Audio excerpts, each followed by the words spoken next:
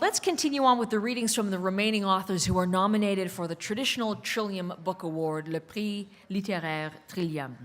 Barry Dempster is with us tonight from his home in Holland Landing, where he is a poet, author, editor, and apparently very popular mentor. Barry's got the world here.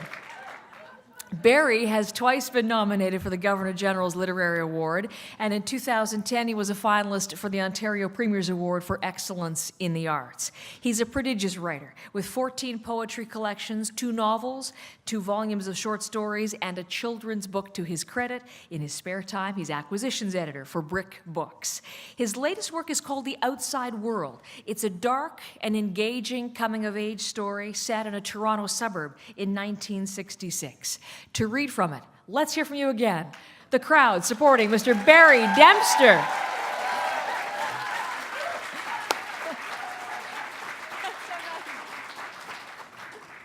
I'll pay you all after the... Meet me out back. I realize that I'm terrified because my rose keeps flopping from side to side. Asking someone to read 3 minutes from a novel is challenging, so let's just jump in. Dad rolled me out of bed at 7:30 the next morning, hustling me through my breakfast and shower. 2 hours later, we were standing in the middle of Eaton's downtown, wondering what to buy my mother for her birthday. How about one of those gold-colored scarves, I suggested, thinking how it would match her new blonde hair. Or some French perfume or fancy slippers. Clear away all of those cobwebs, Dad said. I'm fed up with cliches. We looked at a Jane Mansfield-like leopard print dress, a fire engine red negligee with matching feather boa, and a set of rhinestone earrings that dangled like chandeliers. We left a trail of blushing sales ladies behind us. Each time he rejected some item, Dad became more self-assured and also more bizarre. What has she always secretly wanted, he asked, a tight-lipped mannequin. A book of poetry, I asked? A knife sharpener? These seemed a little on the daring side. I've got it, he shouted, clicking his heels and heading for the nearest escalator. Just when I thought he might be running in circles, he turned left on the 4th floor, bypassed the pianos and headed for a sales desk in the midst of woodwinds and piccolos and such. Perfect, he said.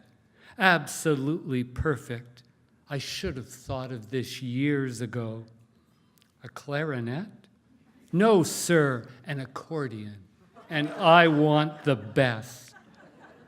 The best turned out to be a 30-pound black and silver Caruso, half piano, half iron lung, which came nestled in a satin-lined case. Are you sure, I said as the clerk rang up the bill? Accordions aren't good for much more than polkas. Your mother loves the accordion, he insisted. Her Uncle Russ played one at our wedding, a great rendition of the anniversary waltz. He got a hazy look in his eyes.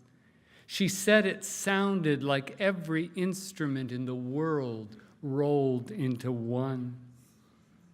But she can't play. So it's a gift that will continue for the whole year. She'll take lessons and serenade us under the crabapple. There he went again, putting Mum in an impossible situation. I couldn't see it. She and the crabapple tree lived in completely separate worlds, even though only a thin sheet of glass separated them. I thought the accordion might scare her. it sometimes gasped like Dad did back in February, the night of his attack.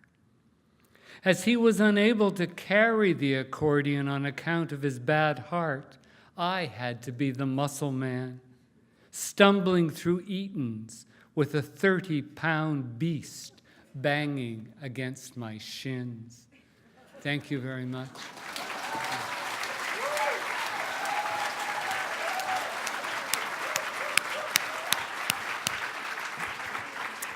Barry Dempster, ladies and gentlemen, The Outside World, published by Pedlar Press. And let me share some of the jury's remarks on that novel. Dempster displays a sure hand with character, setting, and narrative, reveling in the desperate conflicts that lie between the people we know and love and can't escape. So Barry, thank you very much. I should mention, I know you're enjoying hearing from our authors, but if you want to learn more about them, for example, what motivates them to write or what inspired them to write their nominated works, we've done something, again, that's a very popular feature. We've put together video interviews that are going to be available for you online. They're posted on the OMDC's YouTube channel, which is OMDC Online, and you can find those and enjoy them at your leisure.